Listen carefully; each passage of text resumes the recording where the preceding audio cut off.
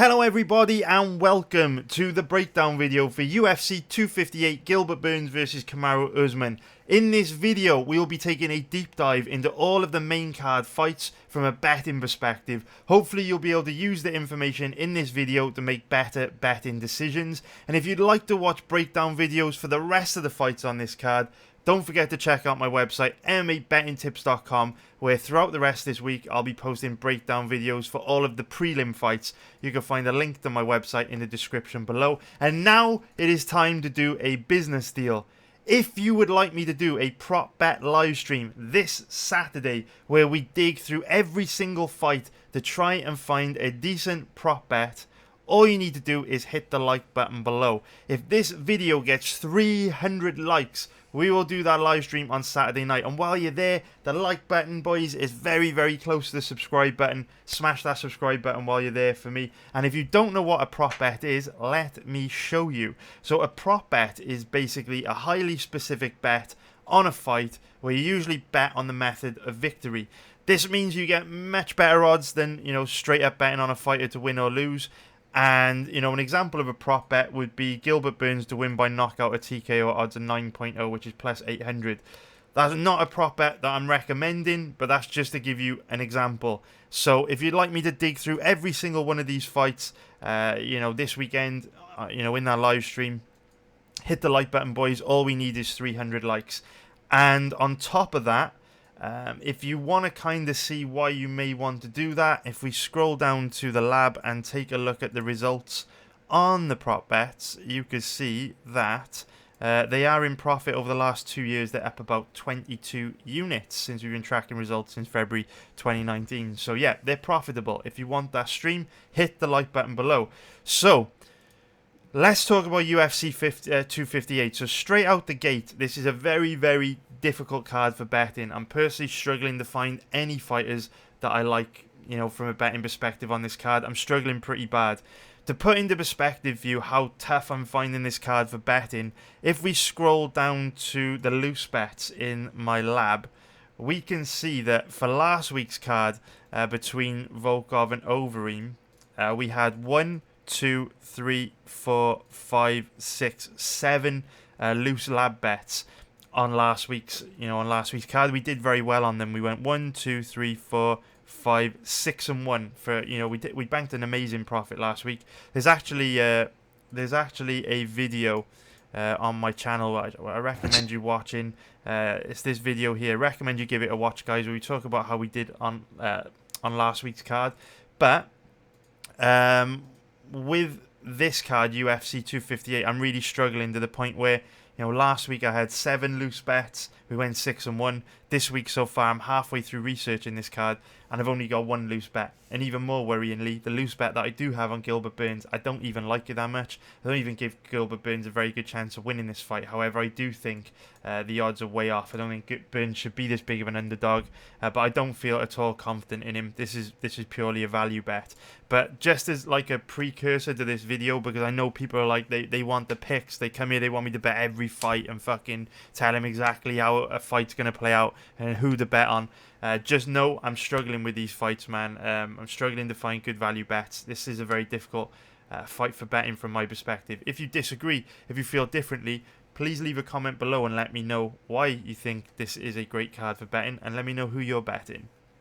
But we will kick things off now by talking about the first fight that I want to get into, which is going to be Gillian Robertson versus Miranda Maverick. Now, I know that this fight probably isn't going to be on the main card, but they haven't announced which fight is going to be replacing Pedro Munoz versus Jimmy Rivera on the main card at the time of recording this video. By the time you watch this, they probably will have done. So I just kind of picked Gillian Robertson versus Miranda Maverick to cover, because I know that this is a fight that a lot of people are interested. So if we look at the X factors on this matchup, Miranda Maverick's very young at 23 years old. She's 5'3" with a 65-inch reach. Gillian Robertson on the small side for a flyweight as well. This is in the flyweight division, right? Yeah, it is in the flyweight division. Just had to double check, because with this wingspan, 5'3" with a 65-inch reach, you'd usually find the fighter with that wingspan in the strawweight division. So just wanted to double check, but this is in the flyweight, and Gillian Robertson is 5'5" with a 63-inch reach. So both these girls definitely on the smaller side for the division. Although what I would say is Gillian Robertson has kind of like that petite, slight, feminine kind of body type, whereas Miranda Maverick is quite big, quite strong, quite muscular, quite physically imposing. And this is always a big factor to take into consideration in women's MMA, because physicality is a huge, deciding factor in the outcome of many women's MMA fights. And Miranda Maverick's definitely got the advantage when it comes to physicality, which means, even if she may not be as technically skilled as Robertson in certain areas, her physicality and her strength may be able to negate some of that technical advantage that Robertson may have. So both these girls are primarily grapplers. Robertson's obviously got a base in Brazilian Jiu-Jitsu. The same goes for Miranda Maverick. So it is likely that this fight will go to the ground. But before we get into talking about the grappling, because I really feel that's where the fight will be decided, let's talk about this fight from a striking point of view. And I'm pretty damn confident in saying if this fight stays standing, Robertson is in a lot of trouble. Robertson is just a pure grappler at this stage in her career. She's very young, she's 25, she's still developing, she's still improving, but she hasn't developed any striking yet. She really doesn't like to get hit. She doesn't move particularly well. And the way that she kind of deals with striking in her fights is quite simply to avoid it. When you go back and you watch Gillian Robertson's matchups, you'll see that she creates and maintains a huge distance, or tries to maintain a huge distance between her opponent, where she's all the way out of a range where she can be hit, or she's all the way in working for a takedown, or trying to get to the clinch so she can drag her opponent to the ground. That might be quite a difficult thing to do against Miranda Maverick, because Maverick is very aggressive. She likes to come forward with a lot of pressure, and she throws a very, very high volume of strikes. We saw her inflict major damage on Liana Jojua within just one round, of her UFC debut. So if she really comes forward, attacks Robertson, and Robertson's not able to alleviate that pressure with a takedown, I do think Maverick is going to cause Robertson big trouble. This fight will not be a contest if it stays standing. Maverick has a huge advantage. And so when we look at the odds on this matchup, we can see that Miranda Maverick is currently the favourite. She is floating around odds of, call it 1 point, what are we going to say an average is there? 1.71, which is going to be minus 141 for an implied probability of 58%.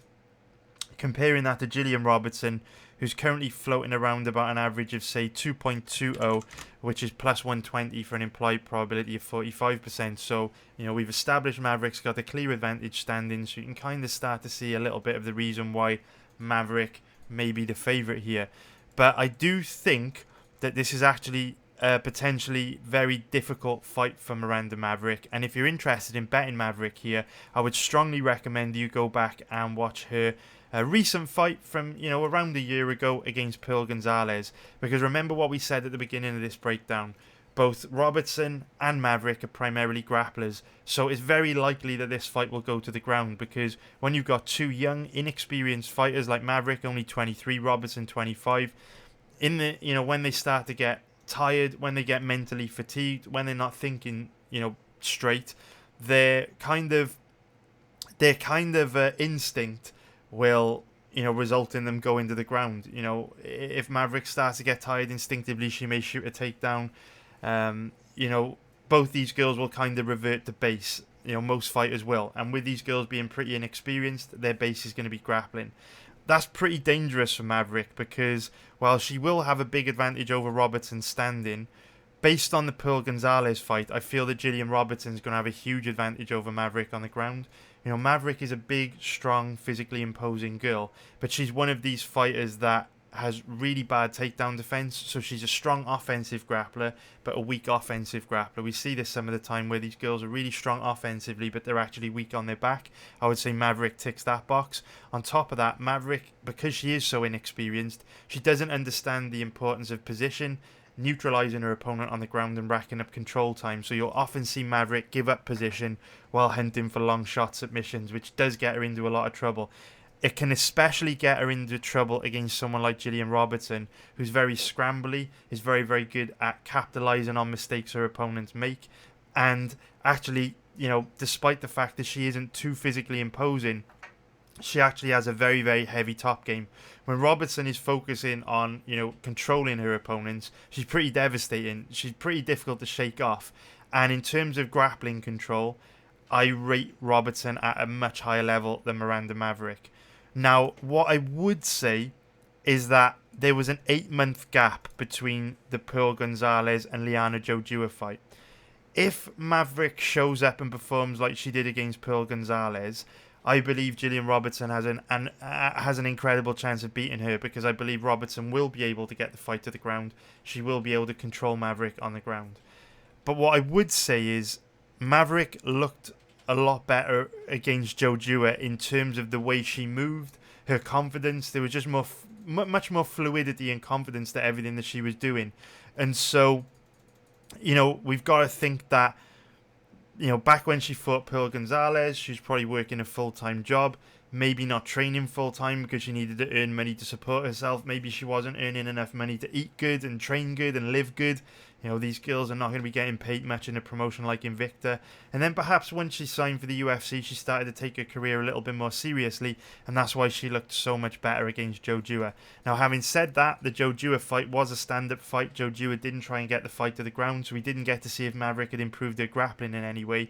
But what I can tell you is her striking looked a hell of a lot sharper against Jojua than it did against Gonzalez. So from my perspective, I look at that and I go, okay, if within 8 months we've seen an order of magnitude of improvement in Maverick's striking, is it possible that her grappling could have also improved an order of magnitude? And if that's the case, how does her grappling look against Robertson? Are we going to see as big of a skill gap on the ground as we expect to, based on the Pearl Gonzalez fight? Or, has Maverick, at just 23 years old, when she's going to be a sponge, she's going to be improving at a very rapid rate, has she closed the gap?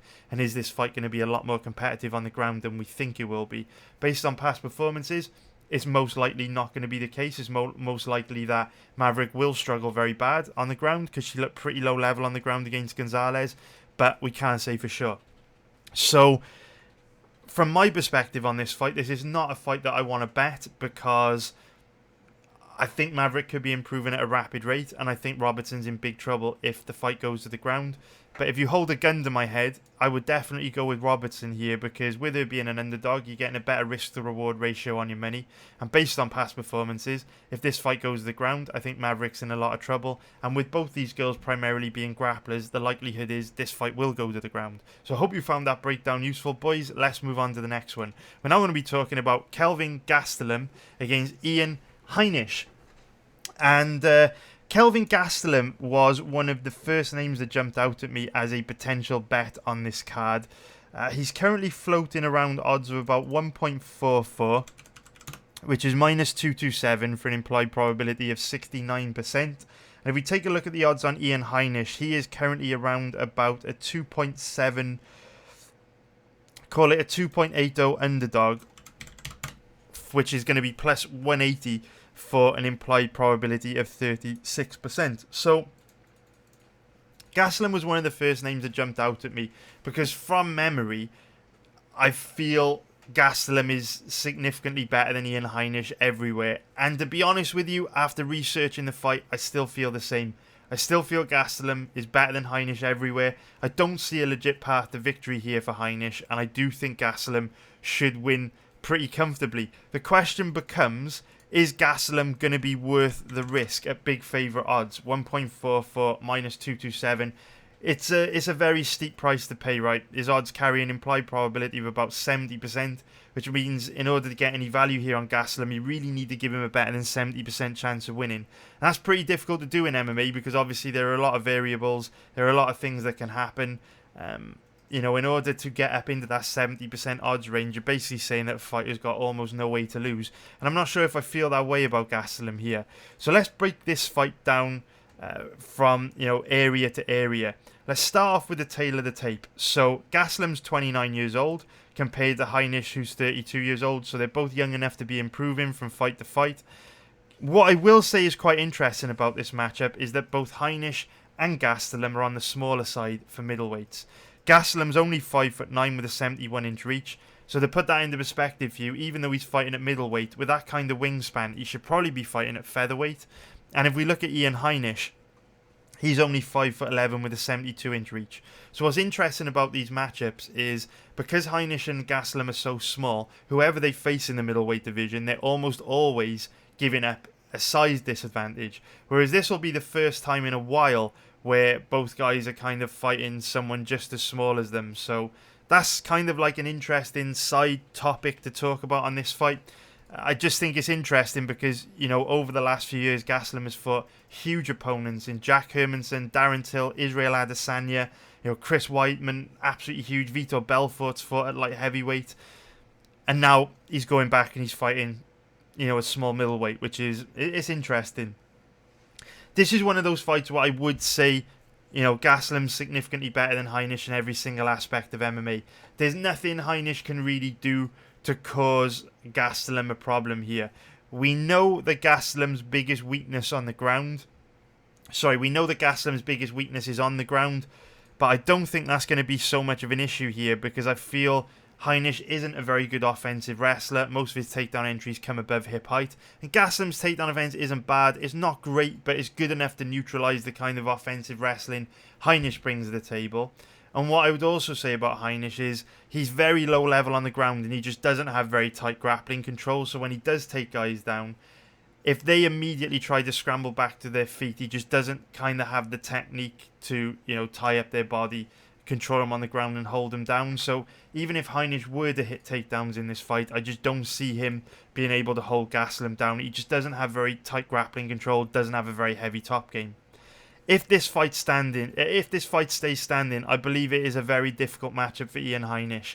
You know, Gastelum is a very good boxer, fights out the southpaw stance, very, very good gas tank. You know, we know even when Gastelum has a very rough weight cut and trains at McDonald's for the whole fight, he can still go at a high pace for 15 minutes. We've never even seen Gastelum breathe in heavy. He's got a legendary gas tank. That Latin American, Mexican DNA has helped him, you know, have one of the best gas tanks really in the middleweight division. Same can't be said for Heinisch. I'm not going to say Heinisch has a bad gas tank, but he does get sloppier and sloppier and sloppier as the fight goes on, where because he's not the most technical fighter, he relies on a lot of toughness and aggression and work rate.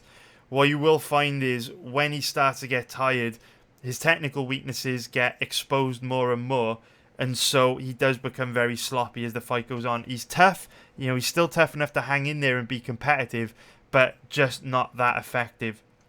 So if the fight stays standing, it's a very, very tricky one for Heinisch, because Heinisch is just a very low-level striker. He doesn't read his opponent very well, which means when they come forward and attack him, he doesn't really know what they're going to do. He quite often gets caught cold. His striking defense is very bad, and he's not that dangerous offensively either. If we look at Heinisch's record, I know that he knocked out Gerald Meerschaert, but he is a bit of a decisionator. 4 of his last fights have gone the distance. He's not particularly dangerous standing. So from my perspective, you know, I think Gastelum wins this fight quite comfortably standing up, and I don't believe Heinisch has got the wrestling to take this fight to the ground and trouble Gastelum. You know, the question is, do you want to bet Gastelum as a big favourite? That's down to you. Do your own research on this one. I can tell you that I've spent about 2 hours researching this fight, and I'm very confident in saying Gastelum is significantly better than Heinisch everywhere. There's no way I would be betting Heinisch here. The real question is, do you find value in Gastelum as a steep favourite? Let me know what you think in the comments below. It is a pass from me, but let me know what you think in the comments below. For some reason, I just don't like Gastelum at these odds, but you know, I could be wrong. Let me know what you think in the comments below. We now move on to the next fight, which is going to be Maki Pitolo against Julian Marquez. So, looking at the tail of the tape, Julian Marquez, 30 years old, 6'2" with a 72-inch reach. Maki Pitolo, 30 years old, 5'10" with a 73.5-inch reach. So both guys roughly around about the same size. But one huge X factor to take into consideration in this matchup is that this will be Julian Marquez's first fight back in a very long time. We haven't seen him in over 2 years, because he's been out injured with a pretty significant injury. I've got this video here for you to watch where Marquez talked a little bit about this injury, so let's hear it straight from the horse's mouth. So my latimus dorsi tendon snapped completely off it. I severed it completely off in the fight, and that was a fight against Alessio Di Chirico, July 6, 2018. In the first round, I actually have photos of my arm being like punching, being thrown, landing, and there's a hole right where the tendon connects. Wow. And how severe it is, the doctor, Verma, over there in Chicago, does a lot of these surgeries a year, and they do it on MLB pitchers. Now, When this latimus dorsi tendon usually tears whenever a pitcher throws a fastball and overextends their arm further than the muscle allows or the tendon allows, and it pulls it just a little bit to where whenever I went into surgery, it wasn't even connected. My arm was not connected to the back. That my pulling muscle, my pushing muscle, which it's crazy. I have these photos of when I throw the punch, you can see it ripped. You can see the redness high on the lat where you can see it curled up. And then on top of it, you can see how the mind and the body work together in the middle of a fight where I clinch up with him and I couldn't pull with my right arm. So my left arm reached around, grabbed my right arm at the wrist, and it held. And you see me pulling like that. And there's multiple spots in that fight where it's like that. So when I went there, we had surgery, and the surgery was a success. They mounted it back in my arm. The problem with that is that the surgery, you need to had 6 weeks of being immobile because you need to attach this. He's never seen it severe. Normally, you're moving it in a couple weeks. It's the same thing as if you have a pec tear or any muscular in the front or the side, or even a labrum. You're moving it within 2 weeks of surgery. You're trying to get the blood flow. You couldn't risk that because the anchors would have ripped out. Wow. But that caused more problems.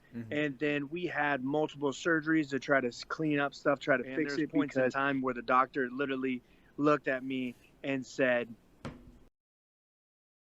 So there is Julian Marquez straight from the horse's mouth talking about the surgery that has basically kept him on the sidelines for 2 years.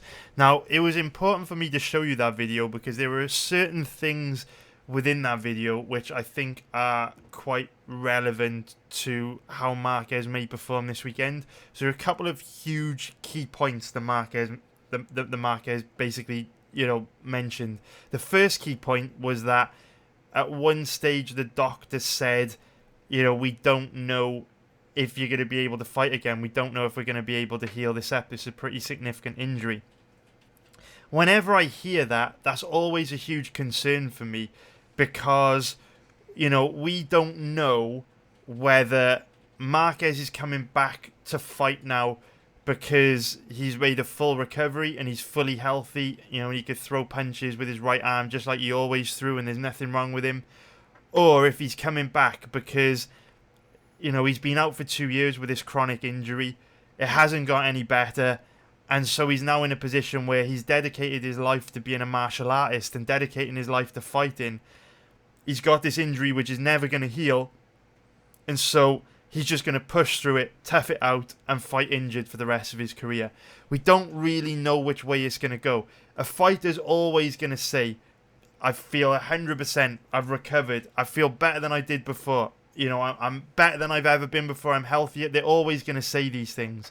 But we know that's not always the case. Even if Julian Marquez believes it in his heart and in his mind, we don't know how his right arm is, after that pretty significant injury.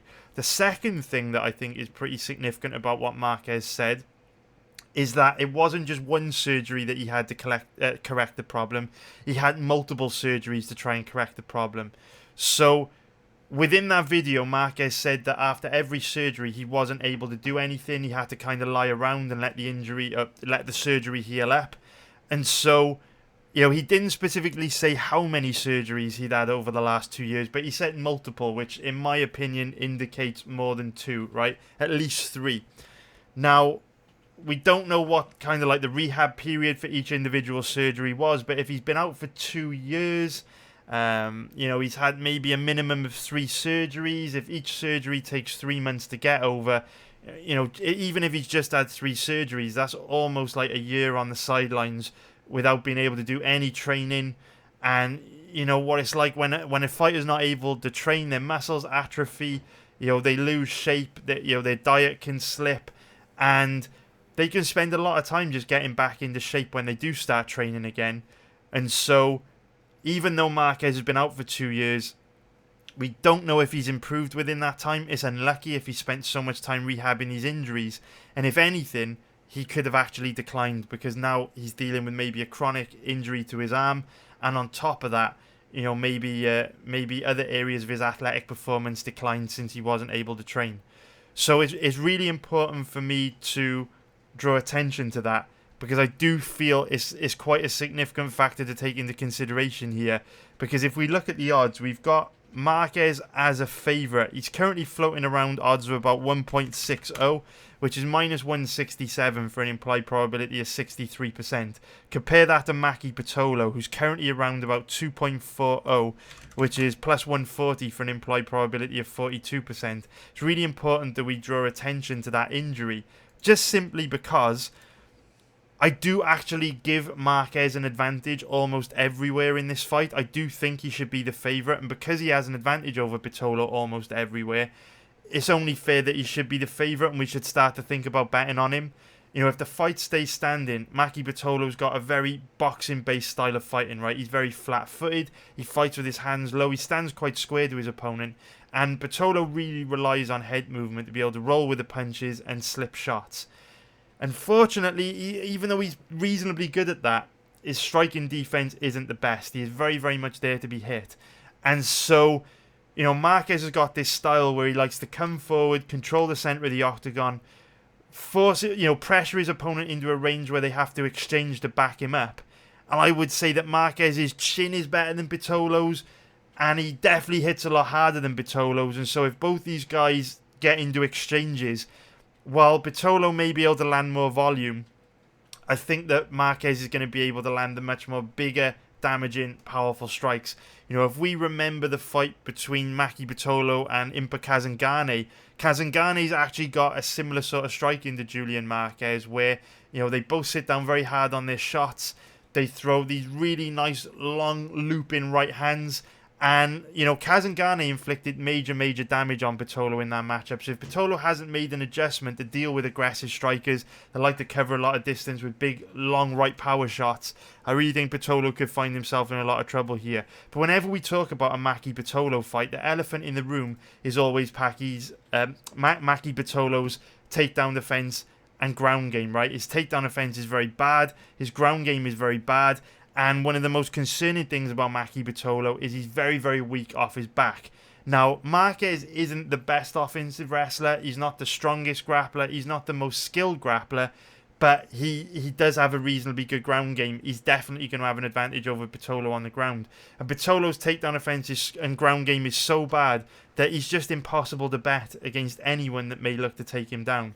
So this is one of those fights where Marquez definitely has the advantage over Pitolo in almost every single aspect of MMA other than pure boxing. However, I don't want to bet on Marquez here because I have no idea how he's going to look after the significant injury problems that he's had to face. He's coming in on a long layoff. Who knows how he's going to look on Saturday night? So it's an easy pass for me. And hopefully you're starting to see why this is such a difficult card for betting, boys. I'm really struggling with these fights. We now move on to the next fight, which is Maycee Barber against Alexa Grasso. Can't get my words out. Maycee Barber against Alexa Grasso. So we were saying that Kelvin Gastelum was one of the first names that jumped out at me as a potential bet on this card. I would say the first name that jumped out at me as a potential bet was Maycee Barber. When I initially saw that Barber was the underdog in this matchup, it didn't make any sense to me because from my perspective, you know, Barber is devastating on the ground. She's got vicious ground and pound. She can inflict major damage with her ground and pound from top position. And she's a strong grappler. And now she's facing Alexa Grasso, someone that's always struggled against grapplers, someone that doesn't have the best takedown offense. And the most worrying part about Grasso's game for me is that when you do take her down, she's very, very accepting of being on her back. And she doesn't really make any effort to work her way back up to her feet. So I did think Barber would be a good bet here. She's currently floating around odds of about 1.15, which is plus 115 for an implied probability of 47%. And if you look at the odds on Alexa Grasso, currently around about, I would call it 1.75, which is going to be a minus 133 for an implied probability of 57%. So this is one of those fights where before going into fight research, I had a very strong lean, and I was definitely leaning towards Maycee Barber. But it was one of those situations where very, very quickly into the research, I completely changed my opinion, and now I definitely lean towards Alexa Grasso. So the reason why I lean towards Grasso here is because even though Maycee Barber is very, very dangerous on the ground, right? She's got devastating ground and pound. If Maycee Barber gets into top position, she can inflict big damage. She's very, very vicious on the ground. And straight away, this is a path to victory for Barber, because we know that when you take Grasso down, she really doesn't make any attempt to get back up to her feet. All she does is shoot long shot armbar attempts, long shot triangle attempts off her back, and she doesn't really know how to pop back up to her feet, which means if this fight does go to the ground and Barber does get into top position, she's going to be able to rack up a lot of top control, and she's also going to be able to do a lot of damage. The problem is Maycee Barber doesn't have any offensive wrestling. When you see her try and get fights to the ground, all her takedown entries are above hip height. She's not very good at getting in on the legs, which means she's not very good at upsetting her opponent's balance. And when you see girls shoot in above hip height on Alexa Grasso, Grasso's pretty good at shutting their takedown attempts down. In order to take someone like Grasso down, you need to get in deep on the legs, on those single legs, double legs, upset her balance, and Maycee Barber just doesn't have that in her locker. However, there is an X factor to take into consideration here, because we saw Barber lose her last fight against Roxanne Modafferi about a year ago because she blew her ACL in that fight and basically couldn't stand up, from the second round onwards.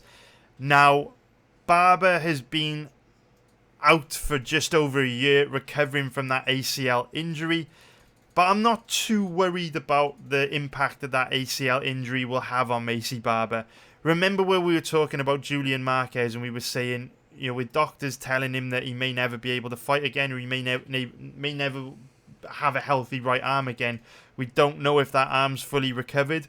ACL surgery, modern day ACL surgery, is a little bit different, where athletes often say that after they blow their ACL and they have surgery to repair it, the ACL is the knee actually feels better than it did before. So the surgery actually strengthens the knee as opposed to weakens it. So I wouldn't necessarily say Barber's ACL injury is a big red flag here. I think the biggest red flag around that injury for me would be she's coming back after just around a year's layoff, which isn't tons of time to recover from an ACL. 18 months is around about a healthy time to recover from an ACL, where you give yourself a year to rehabilitate the knee and then 6 months to get back in shape. So she is coming back quite quickly. But the biggest X factor there, I would say, for me would be Barber probably hasn't had too much time to improve because of the amount of time she would have had to have rehabilitated her knee. And therefore, the version of Barber we get on Saturday night against Alexa Grasso is probably not going to be too different from the version we've seen her in her past fights. So I wouldn't expect any major improvements. Having said that, like we were talking about with Miranda Maverick earlier in the video, Maycee Barber is only 22 years old. She calls herself the future, and at that age, she is going to be improving at a rapid rate, which is significant because she's making some interesting, some very interesting decisions in terms of where she's training and how she's trying to advance her career. So, when you look at what Maycee Barber brings to the table, we know that she has very low level striking, right? She doesn't read her opponent very well. She doesn't see the shots come in. Her striking defense is very bad. But the big difference between, someone like Maycee Barber and someone like Gillian Robertson, who we spoke about earlier in the video, is that Maycee Barber is incredibly game. Neither Robertson nor Barber have any kind of striking, really. They're both very low-level strikers. But Robertson's approach to her deficiencies in striking is to just avoid striking. And remember we were saying, Robertson just avoids engaging by maintaining a really big distance between her and her opponent. Barber is different. She's game as fuck, she's tough as nails, and she's just scrappy as hell. Barber accepts what she is. She understands that she's not the best striker. She understands her best path to victory is getting the fight to the ground. And so instead of Robertson avoiding striking, Barber just bites down on her mouthpiece, comes forward and brawls. I don't think that's going to be the smartest thing to do against Alexa Grasso, because obviously we know Grasso has got that base in boxing. Beautiful footwork, beautiful head movement, does great work from behind the jab, throws a really high volume of strikes, and Grasso is one of the most technical boxers in the division. If this fight stays standing, Barber is going to get lit up. But because she's so game, that's not going to dissuade her. She's still going to come forward. But what I really like about Barber is that she does appear to be very smart in the choices she's making around her career. So at the end of the day, she knows what she is. Look at what the branding says on the background here on these mats. It says Izzy Style Wrestling. This is, of course, Izzy Martinez, who, has trained many heavy, many high-level fighters in the UFC. Many UFC champions like John Jones and Holly Holm. He's got a long history of helping fighters develop very good offensive wrestling, very good defensive wrestling, and it's great to see a fighter, a young, hungry bull like Maycee Barber working with a talented coach like Izzy Martinez to try and improve that wrestling, because to be honest with you, based on her past fights, she doesn't really have any wrestling. Like I say, she's a nightmare on the ground, but she just can't get fights to the ground. Her offensive wrestling is very poor. Now that she's training with Izzy Martinez, we know that she's done a lot of work with, where's our boy Ben Askren? They won't have to scroll too far to find a picture of her with him. There he is, there's our guy, Ben Askren. With Barber putting in work at Izzy Style Wrestling, Askren Wrestling Academy, you can see in the background there, this was back in September, 9 months after she blew her ACL. Clearly Barber is taking steps to improve the area that is going to give her the best chance of winning, because ultimately the mountain she has to climb to develop high-level striking is such a hard, long road that, I really like the Barber's focusing on that one area, which could really see her get exponential gains in the UFC and, have a lot of success, because she is a nightmare on the ground. Khabib Nurmagomedov has said something very interesting recently when he was having a conversation with Dean Thomas on looking for a fight. Dean Thomas was kind of trying to pick Khabib's brain a little bit and gain some insight into how Khabib has achieved so much success in the sport and how Khabib has achieved greatness. And Khabib just gave such a simple but such a brilliant answer. Because, quite often in various different aspects of life, people overcomplicate things and make things harder than they need to be. And when Dean Thomas was asking Khabib about how he had success, Khabib said that he had success because so many fighters make the mistake of trying to do everything or trying to be what they are not. So he said, wrestlers try to become strikers, which is a very difficult thing to do because striking is a complete art in itself. It can take decades. It can take a lifetime to learn to become a high-level striker.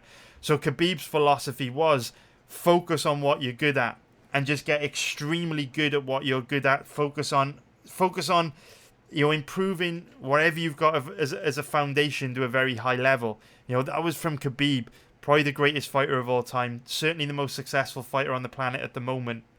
And so, when I see a young fighter like Maycee Barber, who does have a base in grappling, clearly taking positive steps to improve her wrestling, I see that as a great thing. Compare that to someone like Kay Hansen, who, we know Kay Hansen is a very, very strong offensive wrestler. Kay Hansen is a very good grappler. But Kay Hansen lost her last fight against Corey McKenna because she screwed around way too much in kickboxing range trying to strike. And then after the fight ended, we could probably find the Instagram post here. Where is it? Can we find it? How far back are we going to have to go? Let's see. It's probably going to be hard to find it. No, we need to find it though. It was quite an important post. How far back are we going? 16 weeks. I'm probably not going to be able to find this, right? I am probably not going to be able to find it.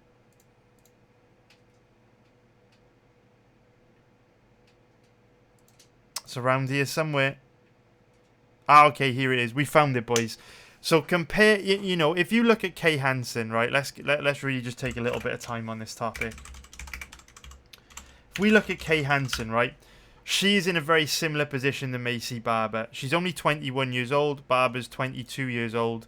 Both are very young in their MMA careers. Both are primarily grapplers. They both have a very, very solid foundation in grappling.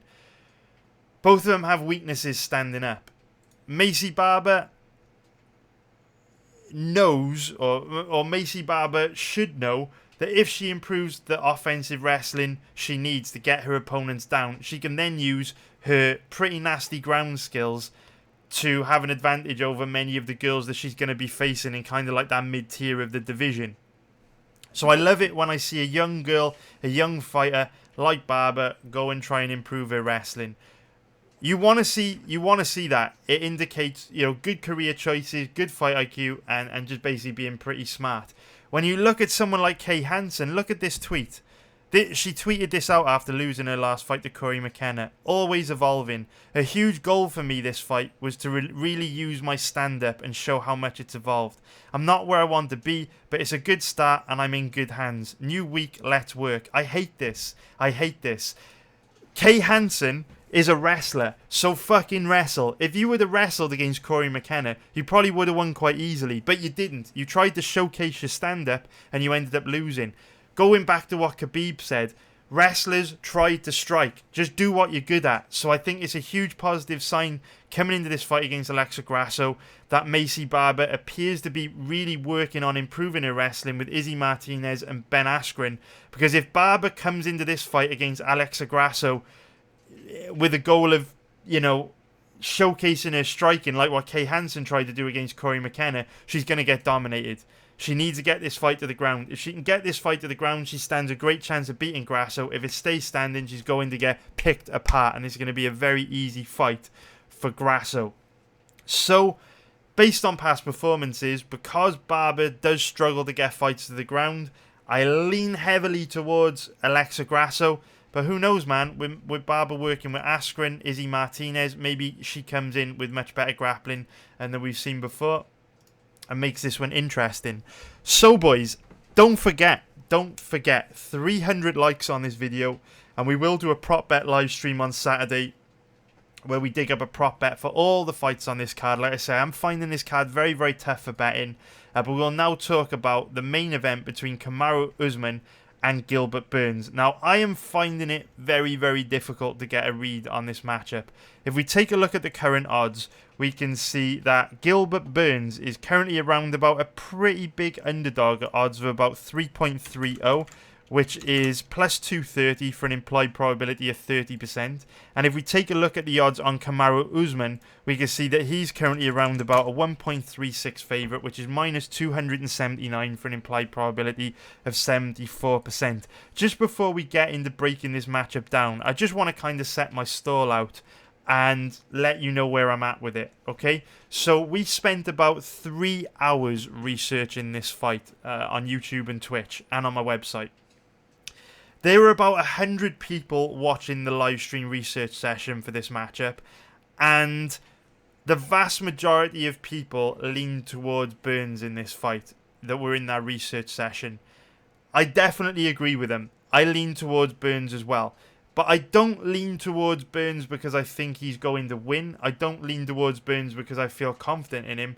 I lean towards Burns simply because I feel this is likely to be a competitive fight and because his odds carry a much better risk to reward ratio. When I see a matchup like this where you've got Burns as a very big underdog and Kamaru Usman as a very big favourite, you have to kind of let go of any biases, let go of what you think of both fighters and consider if you're getting a good deal or not. So if we look at the odds on Kamaru Usman, and we know that his odds carry roughly an implied probability of 80%, we know that you have to give Kamaru Usman an 80% or better chance of winning this fight to gain any value. And, from my perspective, that's just impossible. I don't care if you're Kamaru Usman's brother, mother, best friend or son. You cannot give Kamaru Usman a better than 80% chance of winning this fight. For me, that's completely off the table. There are too many things that Gilbert Burns does well that could potentially cause Kamaru Usman a problem, which makes me feel extremely strongly that this is a dog or pass situation. But when I research this fight, there's not things that I can look at with Gilbert Burns and say, do you know what? If Gilbert Burns comes in with that specific game plan or strategy, that's a really winnable fight for Gilbert Burns. There's not things that I think Gilbert Burns can do to cause Usman a huge problem, because I think a lot of the things that Gilbert Burns does well can be neutralized by other things that Usman does well. So I'm having a real tough time with this fight. basically the point I'm trying to make before we go into how these guys match up from a technical point of view is I can't call this one. I think it's going to be close. I think it's going to be competitive, and I think it could go either way. So in that situation, when you've got one guy as a huge favourite and one guy as a huge underdog, you have to go with the underdog for the better risk to reward ratio, irrespective of your personal feelings on the fight. So if we look at this one from a stylistic point of view, okay, let's really pick this one apart. So both guys are roughly around the same age, right? Kamaru Usman, 33 years old. Gilbert Burns, 34 years old. What I would say is that Gilbert Burns, even in the later stage of his career, 34 years old, he's had over 20 pro fights. Gilbert Burns does still appear to be improving at quite a rapid rate. Now, I do feel size could be trouble here for Burns. We know that one of the reasons why Kamaru Usman has had so much success is because he's very strong, very physically imposing.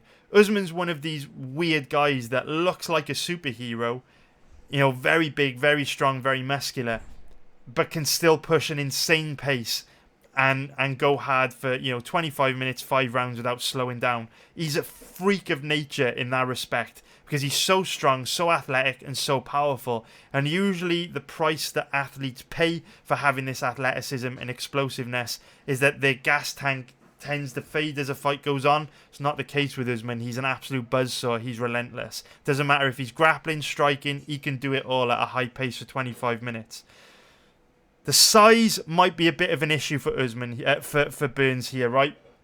Usman's 6 foot tall with a 77.5-inch reach. He's enormous for a welterweight. That could be trouble for Gilbert Burns because we've seen Burns fight at lightweight in the early stages of his UFC career. He's 5'10", so there's not going to be a huge height difference, but there is going to be a huge reach advantage for Usman. Burns has only got a 71-inch reach. Usman's got a 77.5-inch reach, which means Usman's almost going to have a 7-inch reach advantage there. Now, Usman's obviously predominantly a grappler, so when most people talk about reach, they think about how reach might impact a fight from a striking perspective, and so a lot of people won't be too interested in this reach because Usman doesn't really know how to use that reach standing. He's not the most technical striker. But reach actually comes into play in grappling as well. And one of the reasons why Usman is such a strong grappler is because he's got abnormally long arms for his height, right? He's only 6 foot tall, but he's got a 77.5-inch reach. Usually guys with a 77.5-inch reach would be sort of like 6'3", 6'4". So Usman has got a huge wingspan. He's able to use these long arms to really cause his opponents big problems in grappling positions. So we know that one of the positions Usman is the most strong in is against the clinch. One of the reasons why Usman is so strong in the clinch is because his nice long old arms enable him to get his arms easily around his opponent's body and connect his hands together, get to that tight body lock where he can then use to control him against the cage, drag him to the ground. If you think about that reach, that 77.5-inch reach, is much longer for someone to get to the body lock if their arms aren't as long because they're going to have to cover way more distance to get around their opponent's body and connect their hands together on that body lock. So even though people talk about reach in striking a lot, it's actually a big advantage in grappling as well. So with both these fighters being primarily grapplers, let's start there because I'm finding it very, very difficult to kind of predict which way this is going to go when it comes to grappling. Gilbert Burns is obviously a very, very high-level Brazilian Jiu-Jitsu practitioner. He doesn't care about being taken down, and that's one of the most interesting aspects of this fight for me. Most guys that fight Kamaru Usman are terrified of how physically imposing he is on the ground, terrified of the damage he can do to them on the ground, and so they treat the ground like lava, and they make him work very hard for takedowns. Gilbert Burns won't care about being taken down.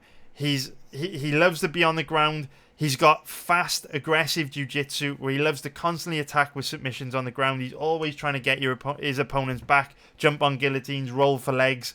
And so that's very interesting because, the guys that Usman's taken down and controlled in the past, he's been able to neutralize very, very easily with his wrestling and his physicality. But I don't know if Usman's going to be able to neutralize Burns because of how aggressive Burns is with his Brazilian Jiu-Jitsu. Usman has never fought someone on the ground as offensive as Burns.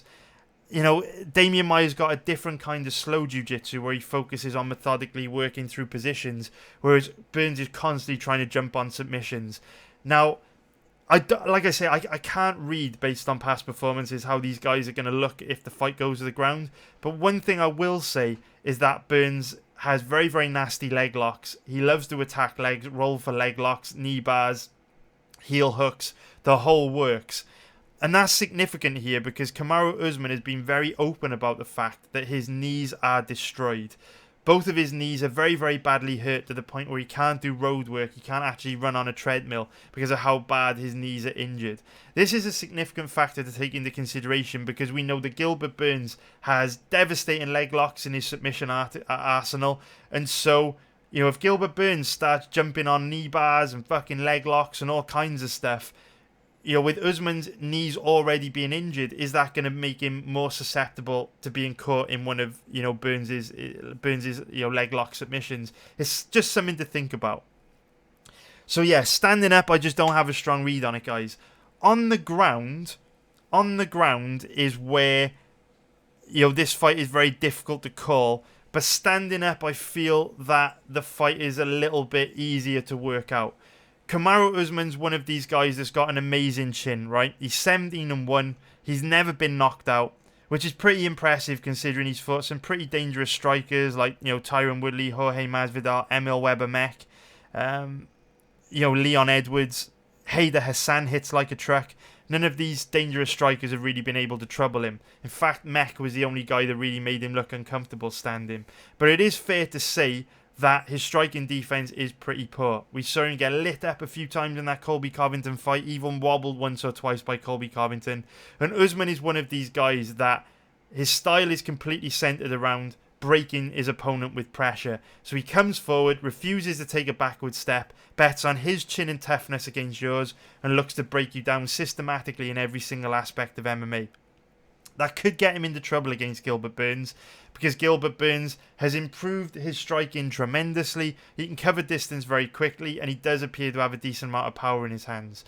You know, if you look at Gilbert Burns, he absolutely flatlined Damian Maia. And obviously you look back at Damian Maia's career, very, very few guys have been able to stop this guy with strikes. I know that Damian Maia is very old now, but you know, you look back at his record, he's fought plenty of dangerous opponents over the last few years. And, you know, you look at the names that he's been facing, you know, Tyron Woodley, Jorge Masvidal, you know, Matt Brown, Rory McDonald, you know, Weidman, Anderson Silva. You know, none of these high-level strikers have been able to finish him. Gilbert Burns could. So it shows how dangerous Gilbert Burns is. We're talking about how Gilbert Burns has very, very dangerous leg locks on the ground. And we also know that Gilbert Burns has got really nice leg kicks. That's worth paying attention to because, again, we know Usman has got badly injured knees. So if Gilbert Burns starts hammering those legs, really attacking Usman's legs with those leg kicks, you know, that could be another path to victory for Burns, you know, with how bad Usman's, you know, knees appear to be injured.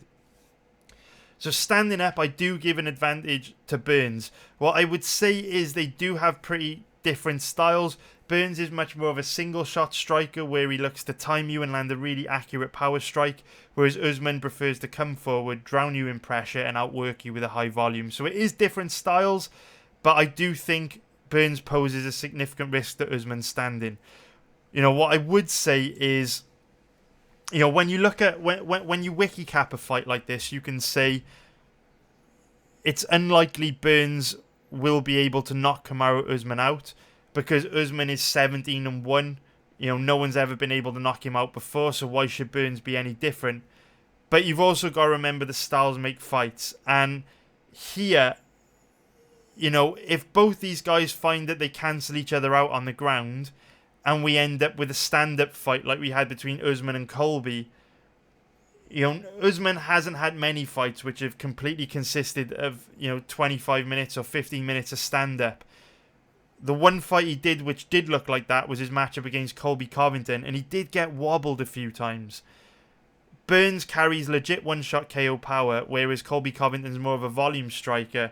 And so just because Usman's never been knocked out before doesn't mean if he stands and strikes with Burns, you know, it's not going to happen this time.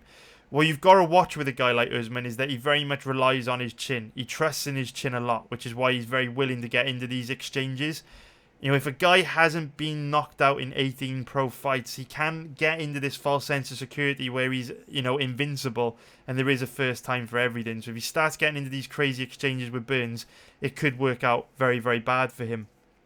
On that topic as well of Usman being a very dominant champion, being 17-1, we also see a phenomenon with fighters who hold the belt for a very long time, where they start to fight not to lose as opposed to win. And what I mean by that is it's a phenomenon where the pressure of being the champion becomes so much that they become so afraid of losing the belt, it starts to have a negative impact on their performance, and they start to fight safer and safer and safer until they no longer perform in the same way that got them the belt in the first place. So examples I can think of this are, you know, he won the belt by being very aggressive, getting into these crazy wars, explosive takedowns, you know, big karate combinations. You know, he would get into these wars, and GSP was a very exciting fighter when he was on that title run and he first got the belt.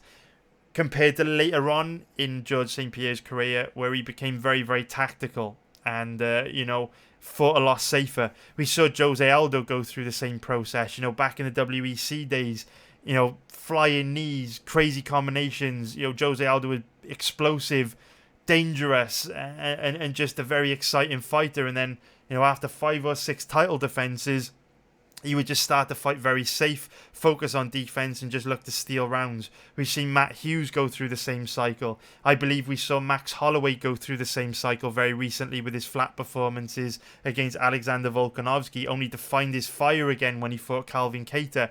And I think we're seeing John Jones go through it just before he's now moved up to the heavyweight division.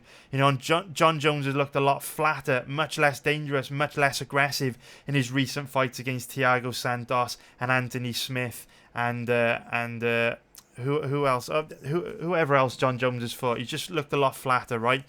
You know, other recent examples, I think we've seen Joanna Jędrzejczyk go through this, and you know, real clear, visible signs of this happening. You know, very recent examples were, Rose Namajunas when she lost the title to Jessica Andrade. I remember when Jessica Andrade dumped Rose Namajunas on her head and knocked her out. You know, Rose almost looked happy, almost looked relieved that she didn't have to carry the weight of that belt anymore.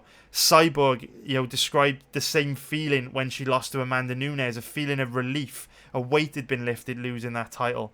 And so when you look at a guy like Kamaru Usman, who's been a champion for a long time, hasn't lost for a long time, been very dominant for a long time, it's easy to get complacent, it's easily to get overly tactical. And maybe a little bit of that crept in his last fight against Jorge Masvidal, where he didn't look good. You know, he looked much flatter than usual, much less physically imposing. His grappling didn't look great. He just looked very off against Jorge Masvidal. Now, maybe that's because he's starting to fall into the same trap of all those great fighters that we've just spoken about. Or maybe it's for the reasons that Usman mentioned in why he underperformed, right? Usman said there were lots of reasons why he underperformed in that fight. You know, the first being Masvidal stepped up on 8 days' notice, right? You know, Usman was preparing for a completely different stylistic opponent. You know, Masvidal was the replacement and he didn't really have time to adjust that different style. It was also the first time that Usman was training, you know, with a new coach and a new team up in Denver, Colorado. So, you know, he hadn't quite, you know, built that relationship with his new coach yet and his new team. On top of that, I think he broke his nose 2 weeks before the fight as well. And he also said that kind of like all the traveling and time zone to Abu Dhabi threw him off. So there were reasons why he underperformed against Masvidal. But also there may be clues that, you know, maybe that fire is starting to burn out since he's been such a dominant champion for so long. But, you know, moving up to Denver, Colorado to train under Trevor Whitman alongside guys like Justin Gaethje, you know, maybe we'll see massive improvements from Usman and he could look a hell of a lot better than ever before this weekend. You know, Trevor Whitman's an amazing coach. We've got to take that into consideration as well.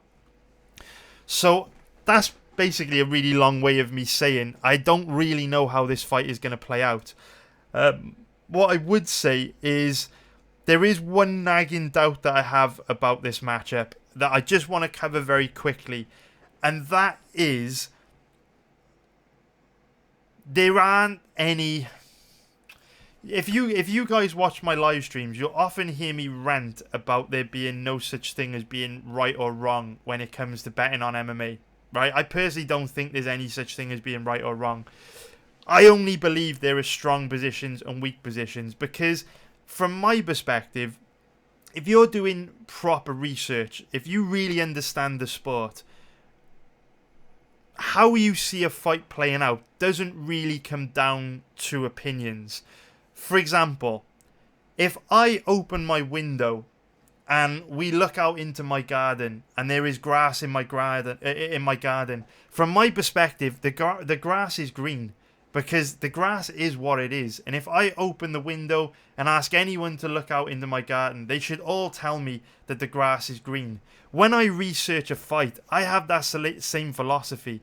If you know a lot about MMA and you spend 2-3 hours studying fight footage on Gilbert Burns and Kamaru Usman, everyone should come to roughly the same conclusion, which is why our fight research sessions on YouTube, Twitch and on my website are so powerful, because we all research these fights as a group, and 9 times out of 10 the majority of us come to the same conclusion. So 100 of us researched this fight between Burns and Usman together on the live stream, and the vast majority of us all said, you know what, this is dog or pass, you got to take Burns here, no way you can bet Usman at these underdog odds.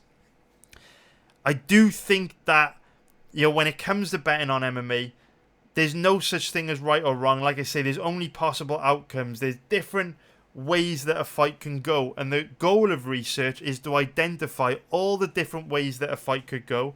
Then it's to, you know, assign probabilities to each of the different ways that a fight could go, to try and see if there's a strong position to put your money, to see if the odds are imbalanced in a way that makes it worth betting on one of these variable outcomes.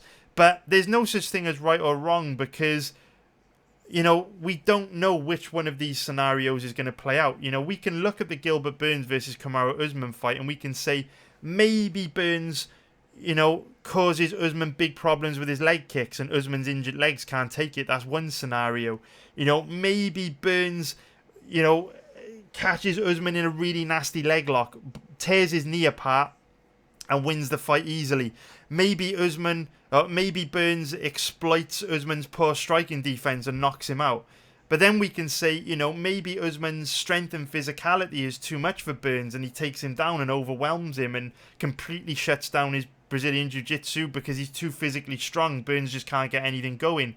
You know, maybe Usman's gas tank is too much for Burns and Burns can't keep up with the pace Usman is setting. You know, these are just 5 very simple scenarios that I've called out.